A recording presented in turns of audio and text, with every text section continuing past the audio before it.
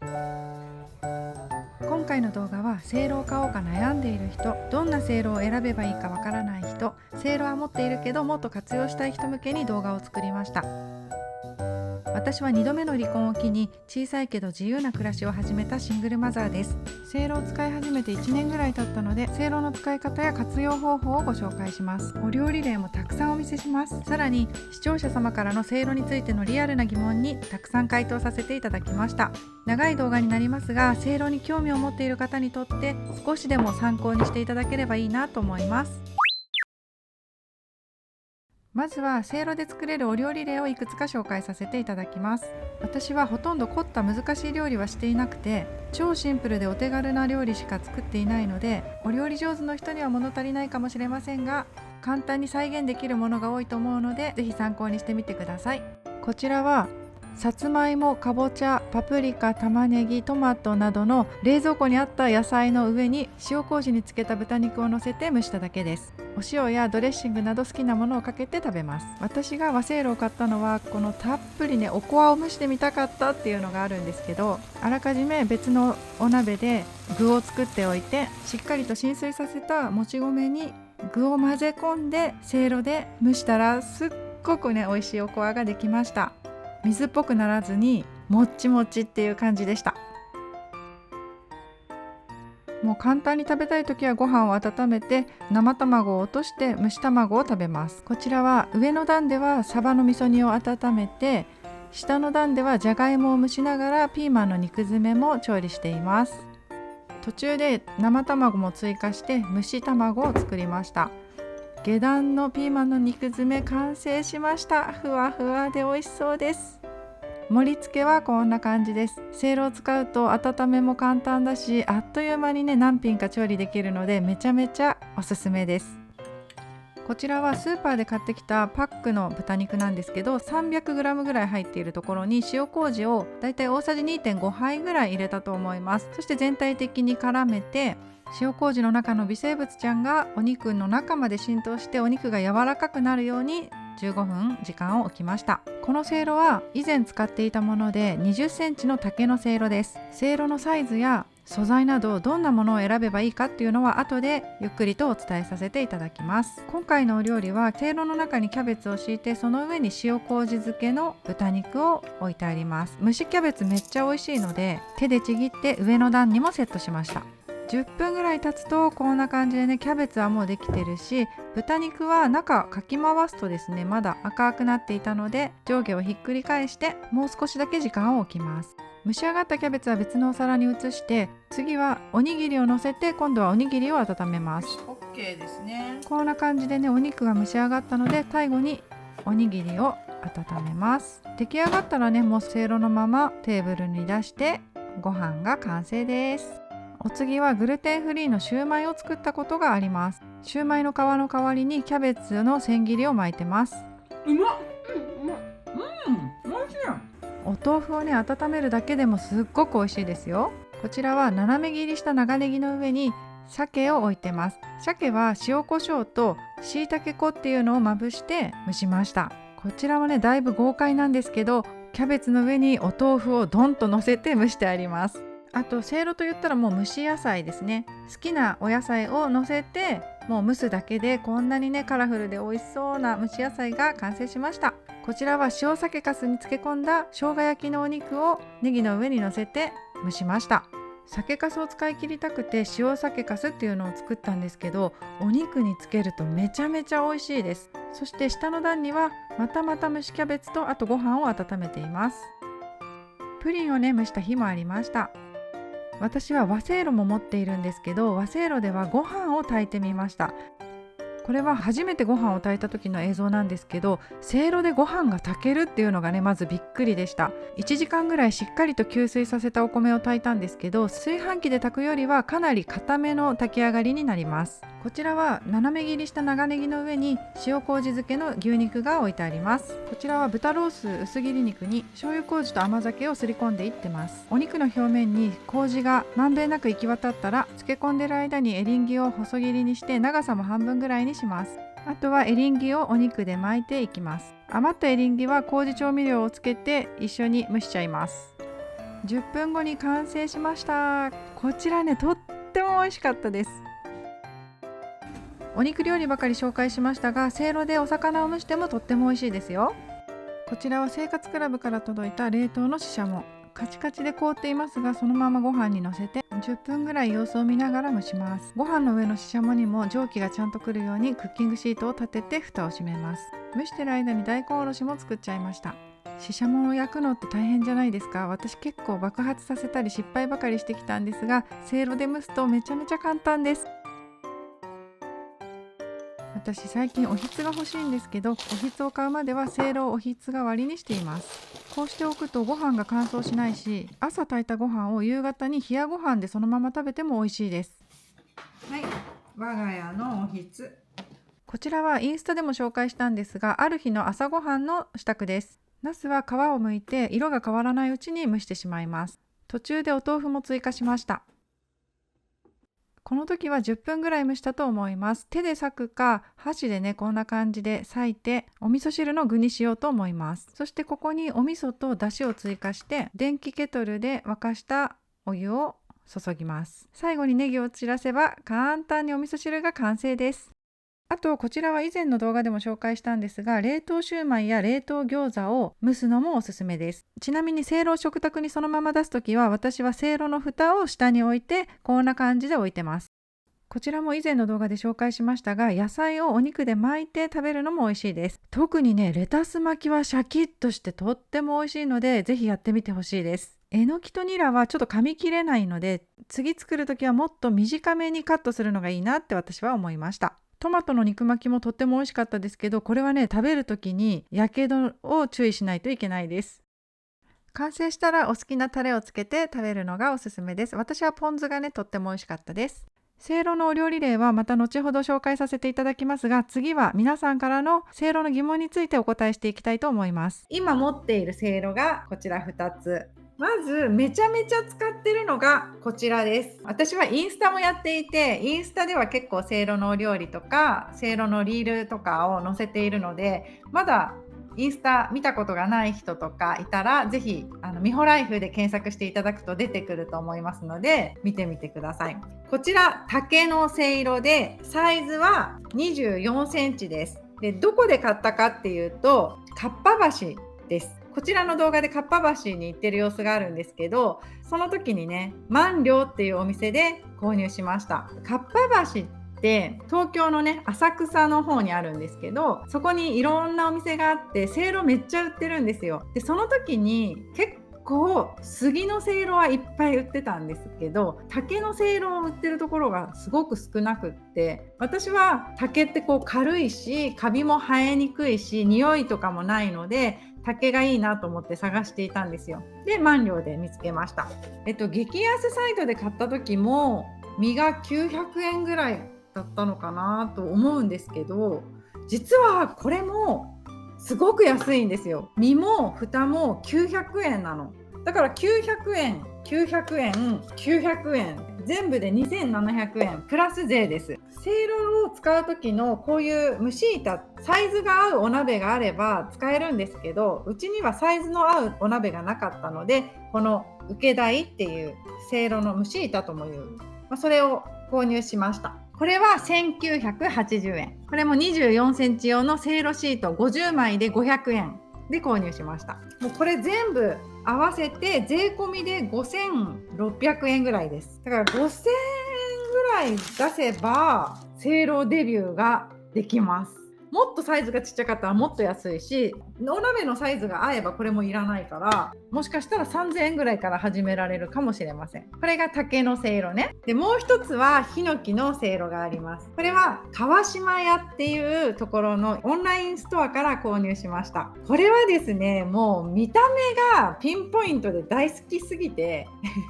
購入しました。もうこのね、ヒノキのツヤといい、これがなんか桜の皮だったかな、こういうところとか、もう職人がね一個一個手で作っているっていうものですね。若干こういう留めるところは金属も使われているんですけど、こんな感じで自然素材の感じが私の心にぐさぐさぐさっと刺さりまして、こっちの竹は中華せいろなんですけど、これは和せいろです。で和せいろの特徴としては1段ですっごく深くって、あと蓋がめっちゃ分厚い。でこのね川島屋のオンラインで買ったんですけど、ブランドは山一っていう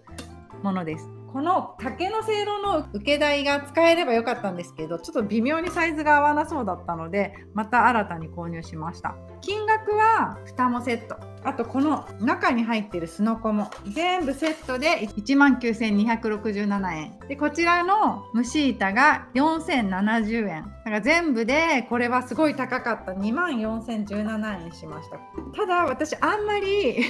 使いこなせていないんですけど、なんで和せいろを購入したかっていうと、和せいろの方がやっぱり深さがあって、例えば大きいお肉を蒸したりとか、あとおこわを作ってみたかったんですね。あと丸ごとこういうお野菜をたっぷり入れて、もう丸ごと野菜をいっぱい蒸しちゃうとか、そういうこともできるので、そういうのもやってみたいなとか、好奇心ですね。で購入しました。ヒノキのせいろと竹のせいろの違いを教えてっていうのがあるのでお伝えします。まず竹のせいろの特徴を言います。竹って香りがすごい控えめなんですよ。なんか多少するんだけど、こうやって匂いかけば。でもね、ご飯にその竹の匂いがつくとか、あんまりそういうのはそんなに感じたことがなくって、ほとんど気にならない。香りの面ではそう。竹は乾きやすい。そして水を吸いにくいからカビに強い。そして軽いの。非常に軽い竹は。だから軽くその辺の壁に干しといたりとかすることもできるし、軽いからね。お手入れが簡単で乾燥しやすい。値段もお手頃だから、日常使いとか、あとは初心者向け、初めてせいろを買うんだったらやっぱり竹から買うのがおすすめなんじゃないかなって思います。ただね、デメリットってほどでもないんだけど、ヒノキに比べれば耐久性はちょっと劣って割れたり変形したりする可能性もあるという感じですね。そのね、耐久性っていうのはそのお店にもよると思います。私が前使ってたのは結構すぐに壊れちゃって、ここの内側がもうビロロロロンって剥げてきちゃったんですよ。でもこれはね、同じ値段にしてはすっごく頑丈で、なんか全然壊れそうにはないですね。ただ1回もまだ落としたことはないので、落とすと壊れるのかもしれません。まだ落としたことはないです。これが竹の特徴で、今度ヒノキの特徴を言うね。ヒノキはまず香りがめちゃめちゃいい。ヒノキの香りが好きな人にはいいんじゃないかなって思います。せいろ使ってるともう家中ヒノキの匂いがしてくる感じ。私まだね10回も使ってないんですよ。まだすっごくヒノキの香りがしてきます。だからヒノキの香りが好きな人にはめちゃめちゃ心地いいし、ちょっと嫌だっていう人はちょっと苦しいかもしれないです。耐久性があって長持ちする。ただ湿気に弱くてカビや割れが起こりやすいっていうことが書いてあったので、カビないように本当に乾燥させるっていうこと。ちょっとここで補足なんですけど、竹のせいろの方が乾燥が早くてカビに強い傾向はあるんですが、ヒノキのせいろは自然の防カビ成分や抗菌性を持っているから、一応ねカビにくい性質はあるんです。ただ水分を吸収しやすいためにしっかりと乾かさないとカビが発生しやすいという意味です。しっかりと乾燥させるっていうお手入れをしっかりすれば、ヒノキの方が相当耐久性が強いので、正しく使えば一生ものと呼ばれる強度と耐久性があります。あと高い、一番のネックですね。なんでかっていうと、もうヒノキっていう素材自体が高級じゃないですか。だから高いです。ただすっごくいい香りですあとついでに杉のことも調べてみたんですけど、杉はですね軽量で取り扱いやすいんだけど、竹よりは少し重たいそうです。杉特有の香りがあるんだけど、ヒノキほどではないということです。でも竹よりは香りがする。で、断熱性が高くって熱を逃しにくいから、杉のせいろは結構竹よりもお料理が冷めにくいっていう特徴があるそうです。で、耐久性は竹とヒノキの間ぐらいって書いてありました。調べたらね。で、ヒノキに比べて価格は手頃だけど、竹よりはやや高価っていう風に書いてあるけど、どうだったかな。かっぱ橋に行った時に杉のせいろがめっちゃ売ってたけど、確かにそんなに高い感じではないけど、やっぱり私が買ったやつよりはちょっと値段したかな、お店によるけど。でも5、6千円でセットで5、6千円みたいなのとか結構あったと思います。あとは杉はね、木目が美しいって書いてありますね、ここには。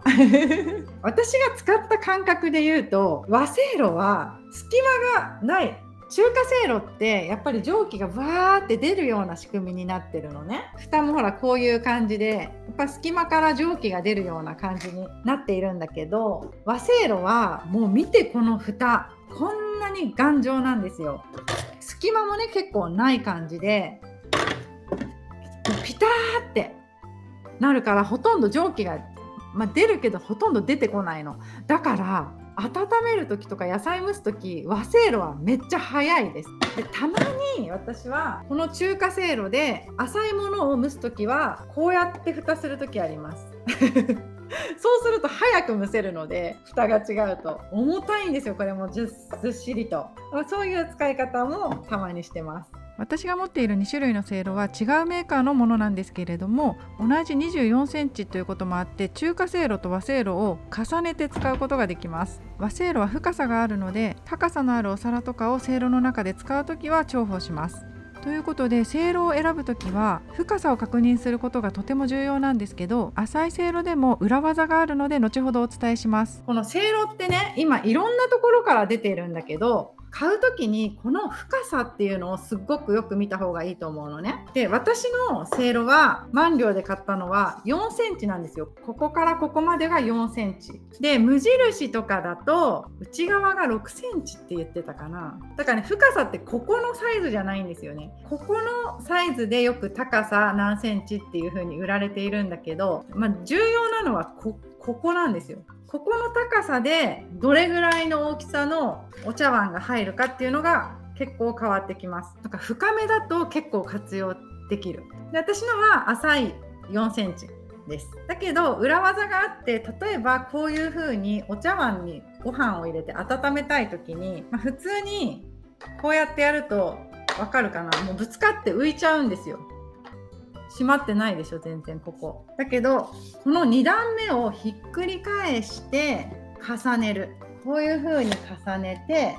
さらに蓋も必要なので蓋もこういう風に重ねて、こういう蒸し方もあります。こうすることで浅いせいろでもちゃんと高さのあるお茶碗とか茶碗蒸しの容器とか入れることができるので、もしね、自分のお家のせいろが浅くて高さのある茶碗が使えないとかっていう時は、このひっくり返す作戦をやってみてください。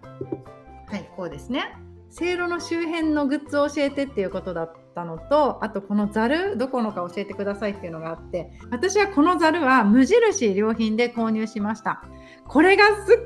ごく気に入っていて、もうご飯温めるときはこれでやってます。ご飯が残ったらクッキングシートに入れておいて、せいろで温めて食べるっていう風にしていたんですけど、クッキングシートで温めるよりももうざるに乗っけて温めた方があっという間にご飯が温まるので、朝急いでる時とかやっぱり1分でも早く温まる方がいいじゃないですか。だからもう私はこの無印のざる、この平ざるめっちゃいい。もう1個欲しいぐらい。これはおすすめです。私のね、24センチのにはこうぴったり収まるっていう感じです。で、取る時も私はね、これを使っているんですけど、これはね、ルクルーゼのなんか鍋つかみなんだけど、こうやって熱くなっててもこういう風に取ってます。これ便利ですね。で、せいろも結構熱くなるから、ここも掴む時こうやって掴んでます。暑い時は。あとせいろでお肉を蒸す時にこういうのを敷いて蒸すのもありだし、クッキングシートこのまま使うとこのくるくるくるってなんかなってちょっと扱いづらいので、私はいつも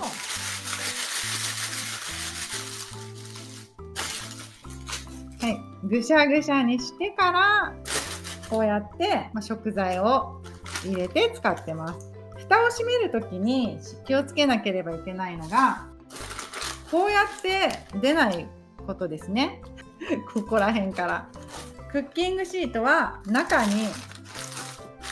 入れて、こういうね、隙間からちゃんと蒸気が上に上がってくるようにしないとですね、あんまりこうやってかぶせすぎるんじゃなくて、こうふわっとこっちの隙間からも蒸気が出るようにしてこうやってふわっと締めます。例えば、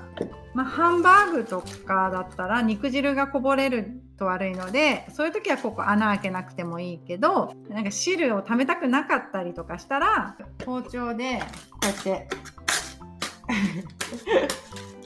こんな感じで穴を開けて使ってます。あとさらしとか使う人もいますね。私が持ってるのはこういうやつですね。でもこれでご飯を温めたら結構くっつきやすかったので、私は今はもうザルです。あとこういうのもありますね。これでね、おこわを蒸しました。この間この和せいろで。その時にこういうのも使いました。これはね、買った時にサービスでついてました。せいろを使う時にクッキングシートを使うか使わないか問題なんですけど、私は汁を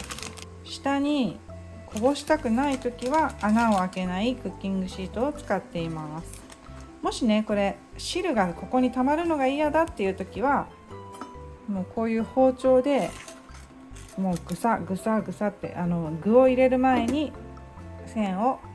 入れて水気が流れるようにしてます。ちなみに今日の朝ごはんは今こういう感じでじゃがいもと人参を蒸しているんですけど、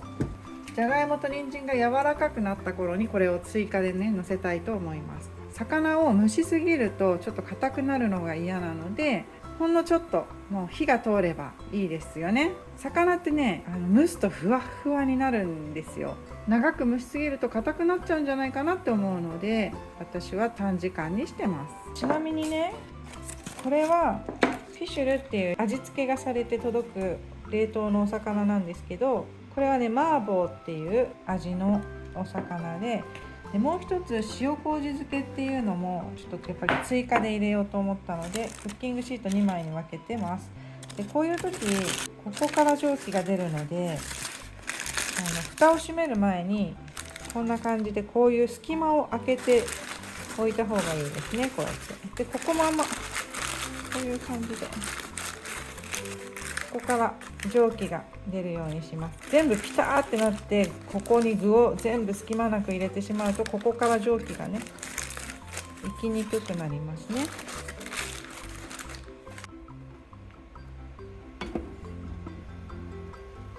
野菜が柔らかくなってきた。ちょっと追加でお魚のせますね。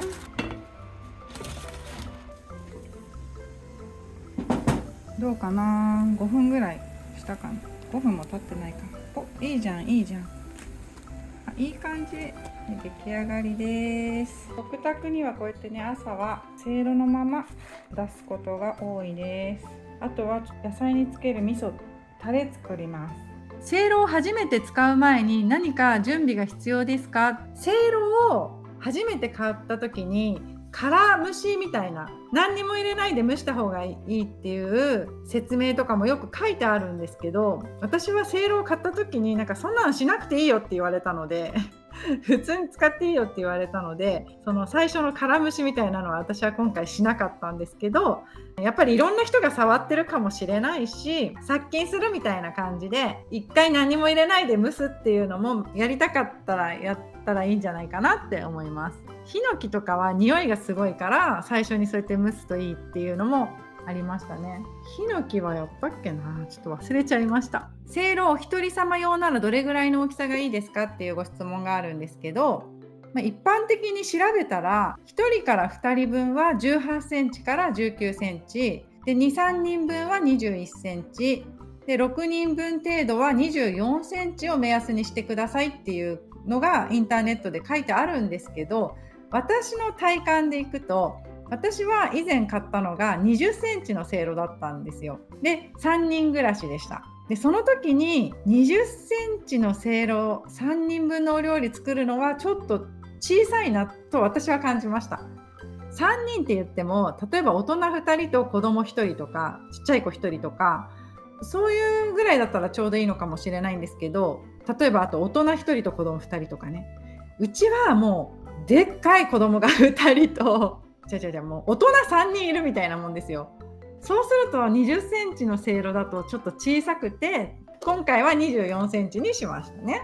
でも1人分だったら18センチとか20センチぐらいまででいいかな、十分かなって思います。お鍋と同じ大きさのせいろにするといいのってね聞いておりますね。お鍋とね同じサイズのせいろにしちゃうともうぴったり合いすぎちゃってちょっとずれるとガタッってなるので、お鍋と同じサイズだと良くない。逆にお鍋よりちょっとだけ一回り大きいとかだったらちゃんと乗っかるからまだいいんだけど、ただそれだと焦げやすくなるからそれが微妙。本当は一番いいのはこの蒸し板、これがあるのが一番いいです。もしくはもう専用の鍋とセットで買うっていうのが一番いい。で、私は専用のせいろのお鍋をこれから買いたいと思ってるの。初めはもう必要ないかなって思ったから買わなかったんだけど、今そしてこれを使ってるのね。このちっちゃいお鍋をこんな感じで使っています。だけどこういう風に蒸し板があったとしてもお鍋からこうやって火がビヨーンって飛び出ちゃうと結局ねせいろが焦げちゃうんですよ。だからやっぱりね専用のお鍋かもしくは、ちょっと大きめのお鍋の方がそこから火が飛び出てこないからそっちの方が私はいいなって思います。ただ直接本当にこういう風にね鍋の上に乗っけるとすると本当にここ焦げやすくなっちゃうんですよ。だからあんまりおすすめはしないかな、私は。それでね火事になっちゃう場合もあるので気をつけないといけません。木のせいろも鍋にはめられるの。このヒノキもね、サイズが合えば重ねることはできるんですけど、でもね本当にぴったりの専用の鍋を使うか蒸し板を使うかの方を私はおすすめします。せいろが焦げやすくなっちゃうから。私は18センチを1段だけ買ってみたけど、もう少し大きいサイズで2段買えばよかったと後悔しています。そう、18センチだと1人暮らしの時はいいかなって思うんだけど、それ以上2人暮らしとかだったりすると、そうですね、もうちょっと大きい方が良かったかな。ご飯とおかずとか考えるとね、なんか活用できないかな。18センチは18センチで取っておいてまたちょっと大きいの買っちゃうとかどうなんだろう。カビちゃったりしないか心配。カビなんですけど素材によってカビが生えやすいとか生えにくいっていうのがあって、竹は乾燥しやすいのでカビが生えにくい。だけどヒノキはちょっとカビが生えやすいから、生えたことはないけどしっかりと乾燥させなきゃいけないです。乾燥させるっていうかもう出しっぱなしにしてる、こういう感じで。で、使い終わった後はこういう風に重ねないでこんな感じでバラバラにして乾燥させてます。本当にびしょびしょに濡れてる時はちゃんと干してから、乾いたなって思ったらこういう感じで完全に乾いたなって思ってから重ねてます。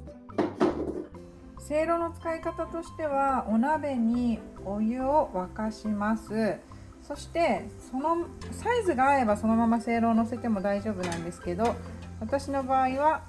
サイズが合わないのでこの蒸し板を置いてます。今日はねちょっと恥ずかしながら冷蔵庫の残りでこれしかないのでこんな感じのお昼を食べてます。もうねこれカピカピのご飯、本当にカピカピなのわかるかな。魚でシリコンカップの上に熱っ、蒸気熱いから本当に気をつけてください。シリコンカップの、中に卵を割っただけです。でせいろはちょっとあらかじめ濡らしました。ごめんね、美味しそうなご飯じゃなくて。せいろのここが私すごい焦げちゃってるんですよ、こんな感じで。今はね結構こんぐらいの弱めにしておかないと私みたいに焦がしちゃいます。でね、お湯もたっぷりめに入れておかないとすぐ結構少なくなるので、調理ちゃんとするときはたっぷり入れた方がいいです。そして今ね温めが終わって、じゃこれからねこちら食べます。見て、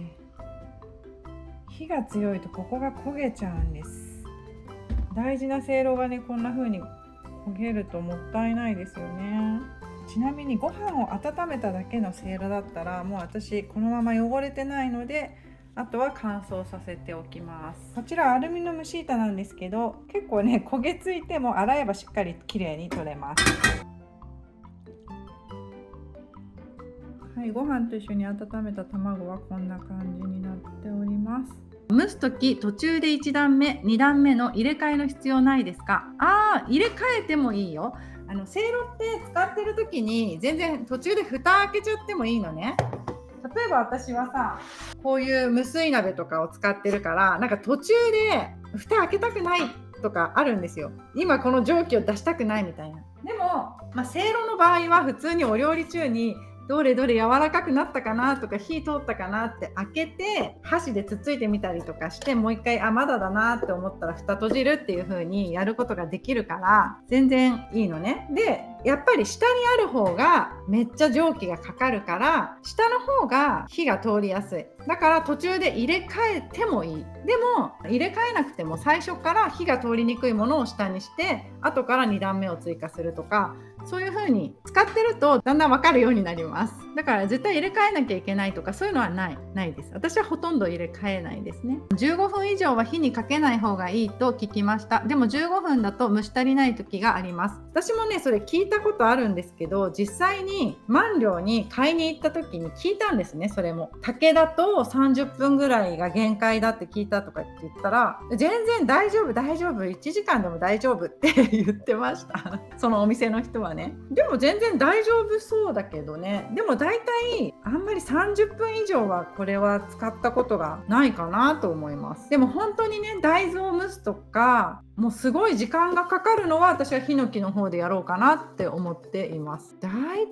の料理はもうね20分30分で蒸せるので、それぐらいまでだったら全然余裕で使ってます。ホットクックとかレンジとかのせいろ蒸し料理はやっぱり香りが違うのかな。香りどうだろう。レンジとは全く違うよ。レンジで温めたご飯とせいろで温めたご飯っていうのは味も違うし温まり方がもう全然違って、レンジで温めたご飯って結構すぐ冷めちゃうんですよ。だけどせいろで温めたご飯はやっぱり一粒一粒が温まっているから冷めにくいし、なんかもうふわほわっていう感じ。ミポリンの動画を見ていると食の大切さを実感しています。自分用にお料理することがなく毎日適当なものばかり食べています。せいろレビューしてみようかなって。いいね。せいろはめっちゃヘルシーなお料理しか作れないんですよ。逆に揚げ物もしないし、もう基本的にメインは蒸すっていうお料理だから油も使わない、ほとんど使わないしすごくおすすめです。だいたいお肉食べる時もお魚食べる時も蒸せば作れるので、ご飯とお魚と野菜とか全部一緒に入れて温めて10分ぐらいしたらそのまんませいろのまんまテーブルに置いて食べるっていう感じです。でせいろ汚れなければそんなに洗わなくてもいいし、洗ってポンって置いとけばいいだけだから干す場所があれば一番いいんだけど、すごいいいと思います。本当にね結構大きめにした方がいいなって思うのは、例えば、こういうのとかこういうところにスープとかも入れてそのまま温めるとお味噌汁もせいろで作れたりもするのでとてもおすすめです。ストーブやルクルーゼのお鍋の上に使えますか？使えます。使えるんだけど私はねずっと20センチのせいろを使ってた時は20センチのルクルーゼの上で使っていたのね。ただせいろってやっぱり使ってると料理の汁なのかな、こう出てきちゃうのね、汁が。そうするとこんな感じですごい着色するんですよ。これメラミンスポンジとかでこすったりすればちゃんと白く戻るんだけど、ルクルーゼとかも中が白っぽいやつだと結構汚れるのね。で私はやっぱりこれも汚れるの、いちいちメラミンスポンジとか重曹とかできれいにするのがめんどくさいから、ステンレスだとすぐに汚れ結構取れるからステンレスのせいろ専用の鍋を買おうかなって思ってます。汚れがね、でも使えるは使えます。私もたまにバーミキュラやルクルーゼのお鍋の上でせいろを使っています。見て見て見て、すごい画期的なせいろのやり方を見つけてしまったかもしれないちょうどね下につかないの。ここね、ほら今水入れてるの。ちょっと思いついちゃったんだよね。これでうまくいくかな。この方法はせいろが取り出しにくくてやっぱりおすすめできません。お鍋の中のお水はどれぐらい入れたらいいですか？美穂さんと同じ24センチのせいろを買いたいと思っています。お鍋のお水はたっぷり入れた方がいいんですよ。お水がなくなっちゃって空だきになるのが一番怖いからいっぱい入れた方がいいけど、ただ私はもう朝ご飯温めるだけだからだいたいもう半分ぐらいでいいやみたいな感じで半分ぐらい入れてやってます。でもちゃんと長く料理するときは本当多めに入れた方が安全だから、たまに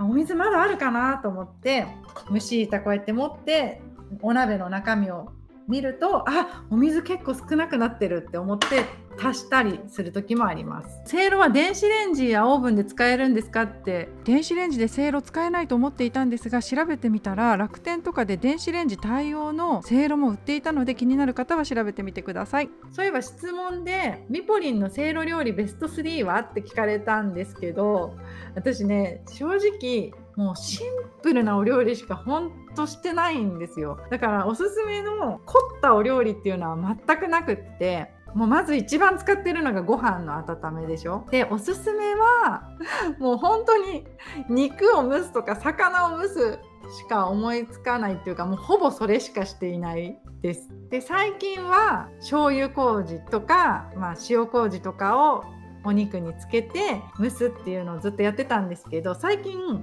塩麹と甘酒とか醤油麹と甘酒とか、甘酒を入れることでさらになんか甘みが増して美味しいっていうのに気がついて、そういうことをやって蒸してます。で野菜蒸しの中でおすすめなのは、私はナスが本当に美味しくって、ナスのお料理って油をすっごい吸うじゃないですか。例えばナスのなんか南蛮漬けみたいなやつとか、素揚げをしてタレにつけるとか、そういうお料理が私大好きなんですけど、油をめちゃめちゃ吸い込むからナスは、だからちょっと嫌だなって思ってたのね。だけどせいろでナスを蒸すとすごいトロットロになって美味しいんですよ。だからナスの田楽とかもでっかいナスを輪切りにして格子切りにこう線をつけて20分ぐらい蒸すともう結構トロトロな状態になるので、その上に甘めの味噌をつけて大葉とか千切りにしたのを乗っけて食べたりするのがめちゃめちゃ好きです。あとはハンバーグとかピーマンの肉詰めとかも焼くの結構大変じゃない。フライパンで中まで火通ったかなとかさ、せいろで蒸すと簡単だし美味しいです。ふわふわ、焼いた感じのカリカリ感とかそういうのは出ないけど、ふわふわなハンバーグとかピーマンの肉詰めができます。ピーマンも蒸すとすごいみずみずしくて美味しいので、それもおすすめだし、あと魚も焼くんじゃなくて蒸すのすごく美味しいです。ちなみにせいろでゆで卵も作れます。ゆで卵は私がよくやるのは、生の卵を硬いところにカンカンカンカンって打つと音がカンカンカンカンってなるんだけど、軽く打ってるとカンカンカンカンカンって音が高くなる時があるのね。それは卵にほんのちょっとだけひびが入ってる状態なんだけど、でそれをやっとくと殻が剥きやすくなります。力いっぱいやると割れるので気をつけてください。音を聞いててください。音が変わったの分かりましたか？見た目は割れてるように見えないけど、多分すごく見えないぐらいのひびが入ってます。ちなみに大きいサイズのせいろで少量の卵を蒸すと卵が端っこに転がっていってしまうので、最近はセルクルを使うようになりました。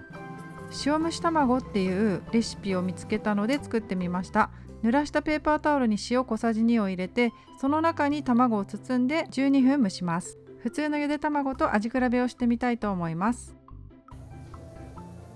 蒸し上がったらすぐ冷水にとって皮を剥きます。先ほど伝えたコンコンコンコンってやってうっすらひびを入れてあるので、とってもね殻が剥きやすいです。これが塩蒸し卵、こっちが普通のゆで卵、固ゆでですね。12分だとちょっと食べます。そんなに塩味ついてないのか、あんまり変わ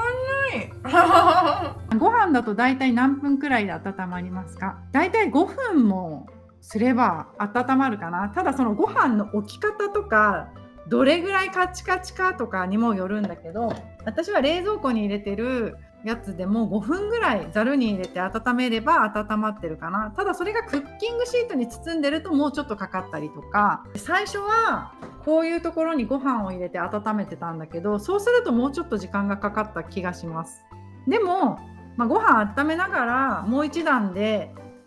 野菜蒸したりとかしてるから、そんなにね5分10分はそその一緒に温めてる時はいいかな。ご飯だけを急いでやる時はざるがおすすめです。さつまいもなど切らずに丸ごと1本入れても蒸せるのですか？丸ごとでもできます。ただ竹で丸ごとやるってなるとちょっと高さがこの状態だとまずこれいけないと思うんだよね。ほら、ちょっと開いちゃう蓋が閉まらない。さっきの、ひっくり返す作戦をやるとかね しないとだね。人参だったらいけるかもね。ただね、私丸ごとやったことまだないと思うんですよね。いつも切って並べて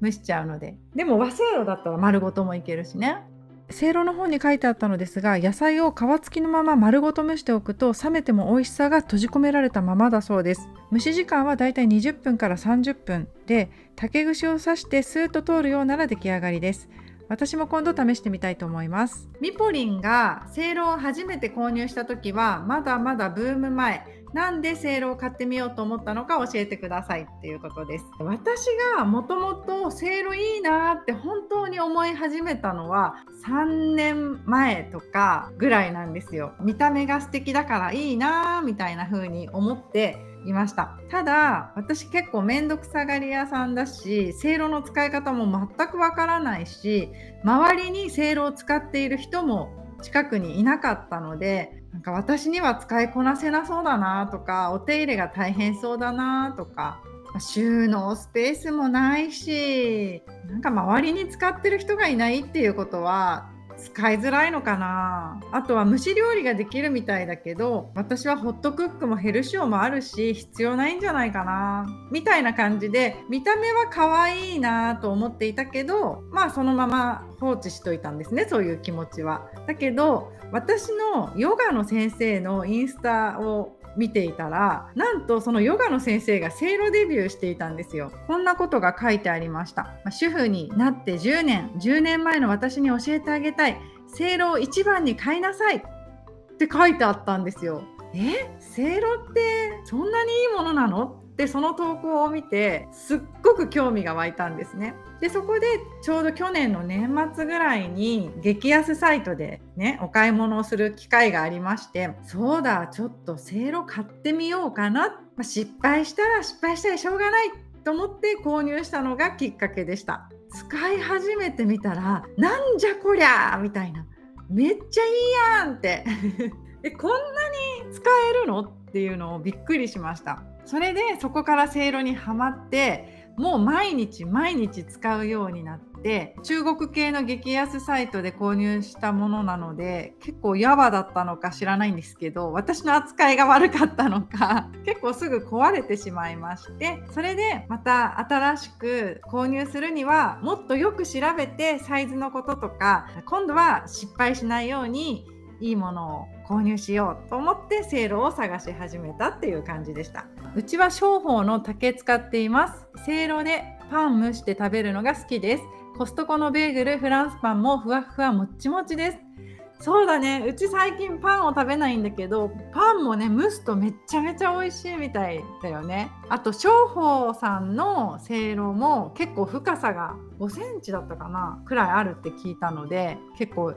いいよね、深さがあるのは。21センチ2段を購入し、レンコン、長芋、キャベツ、舞茸、パプリカ、豚肉を蒸してみましたが、どれも美味しい。中でもパプリカは甘みが増して最高。スライスしたかぼちゃを蒸したら最高でした。美味しいですね。かぼちゃも美味しいし、何でも蒸すと本当美味しいね。前にエビをせいろで蒸したら美味しすぎました。私もエビやってみたいんだ。あと焼きそばとかも蒸したりとか、あとお蕎麦も茹でてあるお蕎麦、ああいうのもこう入れて蒸せばそのまま使ったりとか、うどんもそうだよね。メンバーさんとさ、せいろのお料理の写真を見せ合いっことかしているんですけど、みんなすごい活用していて、肉まんを蒸したりとか、あと私は餃子は最近焼かずに蒸すことが多いし、冷凍餃子ね、冷凍シューマイとかも蒸せるし、蒸しパンも作れるし、プリンも作れるし、めちゃめちゃいいです。コロッケ作るときじゃがいも蒸してもべちゃっとせず美味しいですよ。なるほどね。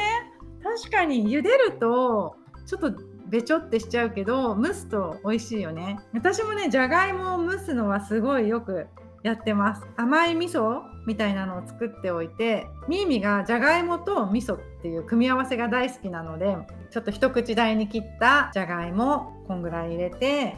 私はさつまいもが好きだからさつまいも入れて、人参も入れてとか、レンコンも蒸してとかで、お味噌つけて食べたり塩つけて食べたりっていうのがね、とっても美味しいです。本当にね、水っぽくならないです。そういえばホットケーキも焼かずに蒸すとめっちゃ楽です。もっちもちって感じですね。蒸しパンみたいな仕上がりになります。あとせいろを使って料理するときに蒸しすぎたりしないですかっていうことなんですけど、蒸しすぎはやっぱりありますね。でもだんだん使いながらだいたいこんなだなっていう時間が分かってくるので、私も分かったらシェアしたいなって思うんですけど、結構適当でやってます。でもだいたい野菜はじゃがいもとかだったら10分15分ぐらいやってれば柔らかくなるし、ゆで卵も10分から12、3分でしょ。お肉も、5分から10分ぐらい、置き方にもよるんだけどで火が通るし、お魚は大きさにもよるんだけど、あんまり蒸しすぎたくないので結構、5分とかちっちゃければそんな感じです。何段でも重ねて使うことができるんですかっていうことですけど、2段が一番いいんじゃないかなって思います。3段ぐらいまでいくとやっぱり上の方は蒸気が行きにくくなってるので、3段いってもいいけど倒れないようにしてほしいなと思います。お手入れを考えるとステンレスがいいかなと思うのですが、美味しさを考えたらやっぱり自然素材なんですかね。ルクルーゼとストーブにステンレスの蒸し器ありますけど、美穂さんは購入予定はないですか？ステンレスの蒸し器ね、私は今のところ買う予定はないけど、お手入れが簡単そうですね。カビが生える心配とかもないからいいのかな。ただそのステンレスの蒸し器って私よくわからないんだけど、使ったことがないから。でも竹とかの良さっていうのは、例えば蒸した時に蒸気が蓋に水滴としてつかない。蓋がガラスとかだと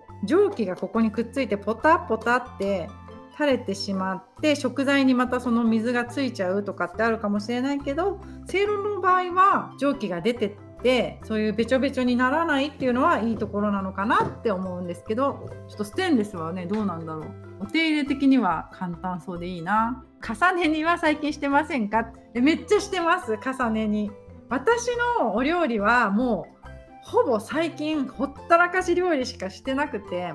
せいろでほったらかすか、このルクルーゼとかストーブとか、今バーミキュラちょっとお直しに出しているんですよ。バーミキュラがあればバーミキュラでもうほったらかし調理ばっかり、すごく簡単でほんといいものを買ったなって思います。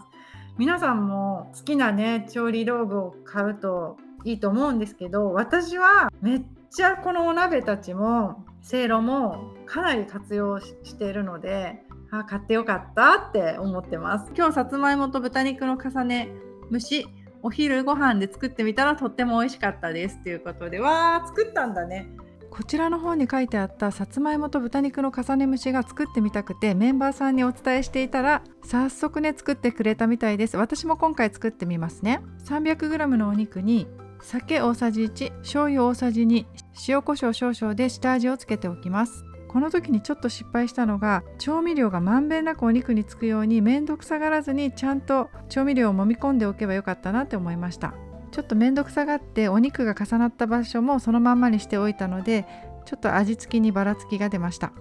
そしてさらに上新粉をまぶします。上新粉なんてうちになかったので今買ってきました。このレシピは上新粉をつけることがポイントだそうです。小麦粉とか片栗粉で代用すると粉っぽくなったり時間が経った時に硬くなってしまうそうなので、蒸す時は上新粉を使うのが大事だそうですよ。お肉に下味をつけている間にさつまいもをスライスします。そして豚肉1枚ずつにさつまいもを1枚ずつ乗せ、豚肉を2つ折りにして挟みます。さつまいもが余ったので真ん中に入れときました。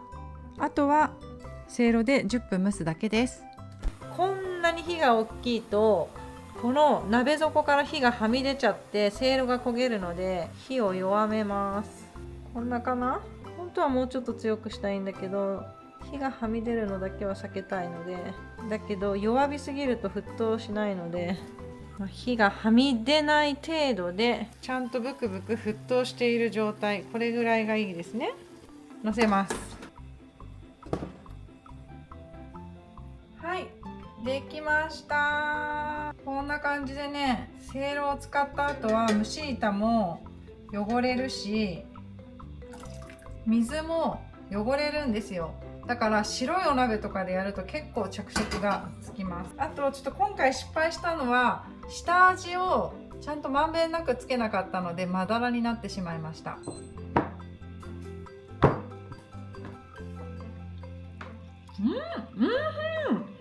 砂糖入れなくてもさつまいもが甘いから美味しいね。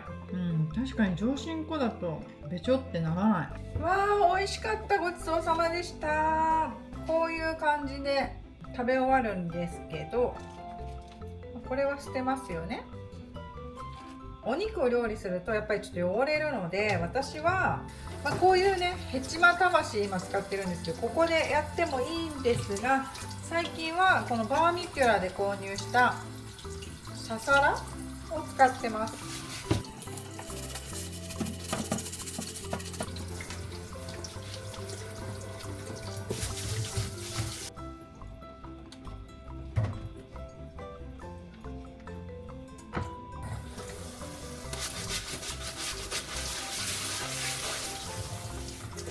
蓋はほとんど汚れないんですけど、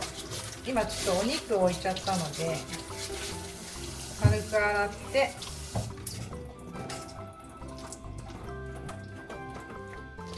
もうご飯温めたりとかそんぐらいだったらもうこれもね洗わないです。乾燥させて終わり。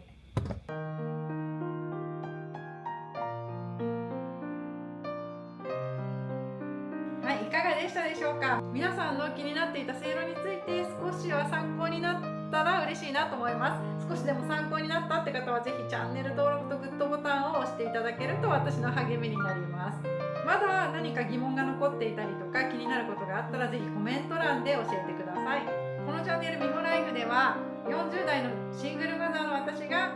こちらの45平米の賃貸アパートで中学生の次女と2人で暮らす様子を配信しております。現在19歳の長女は高校卒業後大学は行かずにオーストラリアにワーキングホリデーに行っております。何気ない母子家庭の日常を配信していますので、よかったら他の動画もたくさん見てみてください。では最後までご覧くださいましてありがとうございました。みほでした。バイバイ。